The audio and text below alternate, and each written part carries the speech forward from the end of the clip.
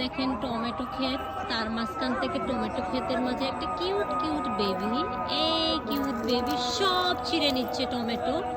মাই god, সব ছিঁড়তেছো। দেখেন টমেটোর মাঝে কে? রাহি বাবু, কিউটের ডিব্বা। তার ঈদ চলতেছে খুবই আনন্দদায়ক। আর এই যে ধান ক্ষেত, কচু ক্ষেত দেখতেই পাচ্ছেন, তার মাঝখান থেকে একটা কিউটের ডিব্বা। এই যে কারো কথা শোনার তো টাইমই নাই, আমার তো কথা দামেই দিচ্ছে না, তার মাঝখান থেকে আজান দিচ্ছে দেখেন, তারপরেও সে সরবে না। আপনাদের সাথে তাই শেয়ার করলাম, কার কার ঘরে এরকম কিউটের ডিব্বা আছে। এই যে আমার একটা ঘরে আছে, দেখেন শেষ এখন কিভাবে যাচ্ছে। এই যে বিশাল দাদু বাড়ির চাটাল, সেই চাটালের মধ্যে কতটা এনজয় করতেছে। দেখেন সবাই ক্রিকেট খেলতেছে। পাপা, এই পাপা,